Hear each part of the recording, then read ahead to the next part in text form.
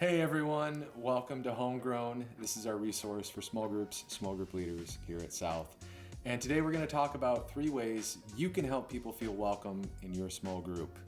And so this is how it goes. So sometimes when you walk into a new place, if you're like me, you feel uncomfortable and you don't feel welcome.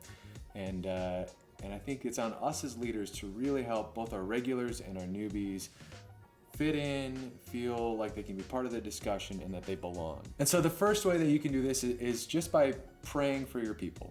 Before anybody ever gets there, spend some time, you, maybe your co-leader of your small group, and pray for your people by name. Think about who God's bringing through the door that night and ask Him to help them feel welcome, feel comfortable, and feel open to sharing. The second way that you can do this is by preparing your space. And here's what I mean by that. If you have a pet and your pet has made a mess, or if you haven't done the laundry in a while, or if there's a funky odor because your teenager laid on the couch with their gym clothes, those kinds of things are not going to help people feel welcome at your house, in your space. And so my family, we spend about an hour and a half every Sunday afternoon just really straightening up the places that people are going to be in so that when somebody walks in, they feel comfortable. There aren't dishes still in the sink. There isn't laundry. There's a clear space for them to walk into, take off their shoes and their coats. There's a place where we eat. There's a place where we clearly sit together and have small group. And those kinds of things, preparing your space is going to make people feel welcome.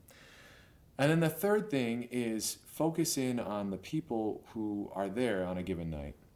We all have our friends, we all have our family members, and it's easy for us to have these conversations. But what Jamie and I find ourselves doing the most at small group is finding people who are kind of left out of the conversation, who are on the outskirts, who are visibly uncomfortable, and bringing them into the conversation that everyone else is having. And so that starts with maybe me talking to somebody who's being quiet, but then being like, hey Tim, why don't you tell them about whatever you're doing at your work this week or your hobby, or hey Susie, come in here and share with Alice about what's going on.